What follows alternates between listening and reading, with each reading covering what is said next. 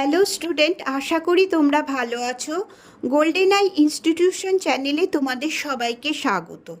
আজ আমি তোমাদের ক্লাস 10-এর ভৌত বিজ্ঞানের ষষ্ঠ অধ্যায় চলতরিৎ থেকে ছোট প্রশ্ন উত্তর দিয়েছি।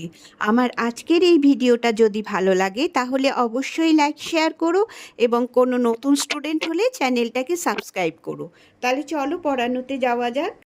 ক্লাস 10-এর ভৌত বিজ্ঞানের ষষ্ঠ অধ্যায় চলতরিৎ থেকে আজ প্রশ্ন উত্তর দিয়েছি। এটা পার্ট 2, কারণ এর আগে একটা ভিডিওতে আমি চলতরিতের উপর প্রশ্ন উত্তর দিয়েছিলাম।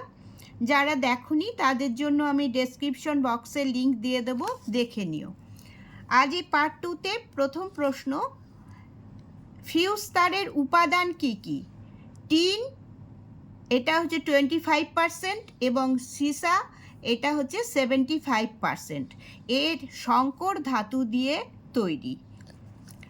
দেখো এখানে যদি পার্সেন্টেজটা মনে থাকে তবেই লিখবে, নইলে শুধু টিন এবং সীসা এর সংকর ধাতু দিয়ে তৈরি হয় ফিউজ তার, এরকম লিখে দিয়ে আসবে। 2 নম্বর, ফিউজ তারকে বাড়ির বৈদ্যুতিক লাইনে কোন সমবায়ে যুক্ত করা হয়? শ্রেণী সমবায়ে। 3 নম্বর, ফিউজ তারের বৈশিষ্ট্য লেখো।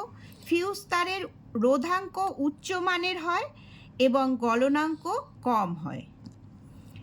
4 নম্বর, গৃহস্থালির বৈদ্যুতিক বর্তনীতে ফিউজ তার কোন লাইনে যুক্ত থাকে? লাইভ লাইনে। খেয়াল করবে এটা কোন লাইনে জিজ্ঞেস করেছে, না কোন সমবায়ে জিজ্ঞেস করেছে, সেই বুঝে উত্তর দেবে। 5 নম্বর, রোধাঙ্কের একক কি? সিজিএস পদ্ধতিতে একক হলো ওহম, সেন্টিমিটার, আর এসআই পদ্ধতিতে একক হচ্ছে ওহম, মিটার। 6 নম্বর, রোধাঙ্কের অনন্যক কি? রোধাঙ্কের অনন্যক হলো পরিবাহিতাঙ্ক। 7 নম্বর প্রশ্ন, বৈদ্যুতিক ইস্ত্রির কুণ্ডলী কোন তার দিয়ে তৈরি করা হয়? নাইক্রোম তার। 8 নম্বর, নাইক্রোম তারের উপাদান কি?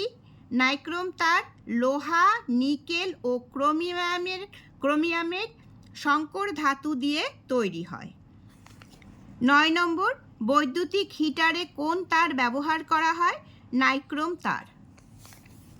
10 নম্বর প্রশ্ন, বৈদ্যুতিক হিটারে নাইক্রোম তার ব্যবহার করা হয় কেন? নাইক্রোম তার উচ্চ গলনাঙ্ক এবং উচ্চ রোধাঙ্ক বিশিষ্ট হয়। এই কথাটা, এই লাইনটা প্রথমে লিখে নেবে, তারপরে লিখবে বৈদ্যুতিক হিটারে নাইক্রোম তার ব্যবহারের কারণ হলো এর রোধ বেশি হওয়ায় তড়িৎ প্রবাহের ফলে এতে অল্প সময়ে বেশি তাপ উৎপন্ন হয় এবং গলনাঙ্ক উচ্চ হওয়ায় উচ্চ তাপমাত্রায় গলে যায় না। 11 নম্বর, বৈদ্যুতিক হিটারে অন্তরক হিসাবে কি ব্যবহার করা হয়? পোর্সেলিন বা ফায়ার ক্লে। 12 নম্বর, বৈদ্যুতিক বাল্বের ফিলামেন্ট কোন তার দিয়ে তৈরি হয়? টাংস্টেন তার, বা কোন ধাতু বলবে টাংস্টেন। 13 নম্বর, বৈদ্যুতিক বাল্বে কোন গ্যাস ভরা থাকে? নাইট্রোজেন ভরা থাকে অথবা নিষ্ক্রিয় গ্যাস যেমন আর্গন দিয়ে ভরা থাকে। 14 নম্বর, উষ্ণতা বৃদ্ধি করলে রোধ হ্রাসপ্রাপ্ত হয় অর্থাৎ কমে যায় এমন 3টি পদার্থের নাম লেখো। মানে উষ্ণতা বাড়ালে রোধ কমে যায়, এরকম 3টে পদার্থ হচ্ছে কার্বন, সিলিকন ও জার্মেনিয়াম। অনেক সময় দুটোও জিজ্ঞেস করে, তাহলে সিলিকন ও জার্মেনিয়াম বলবে। 15 নম্বর, এমন একটি ধাতুর নাম লেখো যার উপর আলোর তীব্রতা বৃদ্ধি পেলে রোধ কমে যায়। সেলেনিয়াম ধাতু। 16 নম্বর, ওয়াট ঘন্টা কোন ভৌত রাশির একক? ওয়াট ঘন্টা তড়িৎ শক্তি মাপার একক। 17 নম্বর, কিলোওয়াট ঘন্টা বা বট। বটের মানে কিলোওয়াট ঘন্টাও যা, বটও তা, তাই কিলোওয়াট ঘন্টা বা বট দ্বারা কি পরিমাপ করা হয়?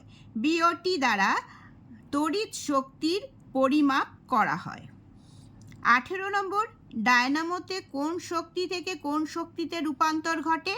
ডায়নামোতে যান্ত্রিক শক্তিকে তড়িৎ শক্তিতে রূপান্তরিত করা হয়। 19 নম্বর প্রশ্ন, শর্ট সার্কিট বলতে কি বোঝো?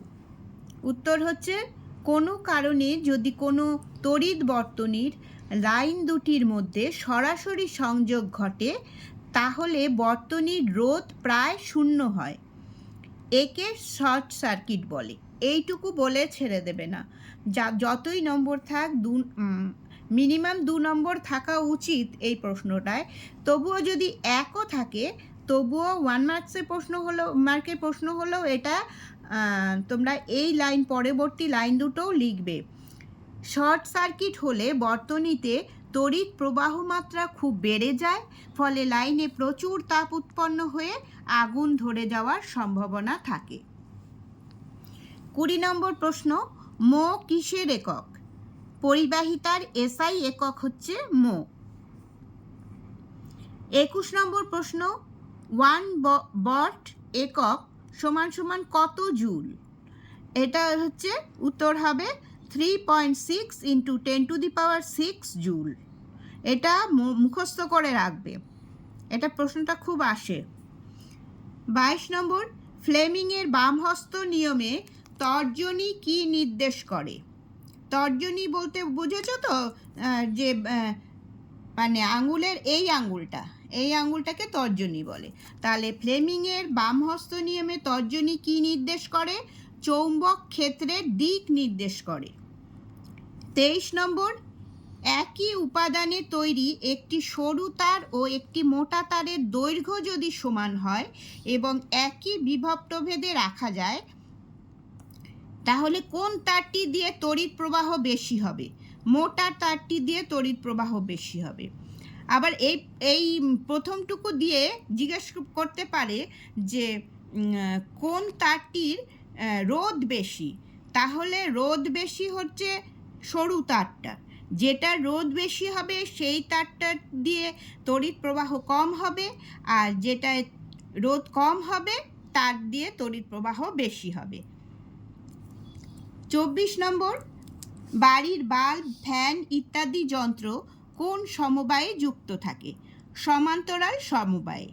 25 নম্বর, ভাস্বর বাতি ব্যবহারের চেয়ে CFL বাতি ব্যবহারের দুটি সুবিধা লেখো। 1 নম্বর সুবিধা হচ্ছে ভাস্বর বাতির তুলনায় CFL বাতি জ্বলার সময় 70% কম শক্তি ব্যয় করে, তার মানে কম বিদ্যুৎ খরচ হয়। 2 নম্বর হচ্ছে CFL বাতির গড় আয়ু 10,000 ঘন্টা, কিন্তু ভাস্বর বাতির গড় আয়ু মাত্র 1,500 ঘন্টা। এই চলতড়িৎ চ্যাপ্টারটায় অনেকগুলো সূত্র আছে, যেমন 1 নম্বর হচ্ছে ফ্লেমিংয়ের বামহস্ত নিয়ম আছে, 2 নম্বর হচ্ছে তড়িৎ চুম্বকীয় আবেশ সংক্রান্ত লেঞ্জের সূত্র, 3 অ্যাম্পিয়ারের সন্তরণ সূত্র, 4 জুলের সূত্র, 5 ওহমের সূত্র, কুলম্বের সূত্র 6, আর 7 হচ্ছে ফ্যারাডের সূত্র।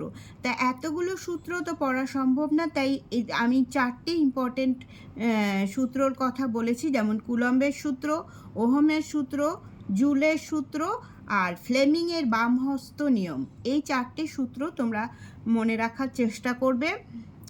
তার মধ্যে অনেক সময় স্কুলের পরীক্ষায় এই অ্যাম্পিয়ারের সন্তরণ সূত্রটাও আসে। যাই হোক, তাও এই 4টে সূত্রই মেন সূত্র, আর তার সঙ্গে অ্যাম্পিয়ারের সূত্রটাও জেনে রাখবে।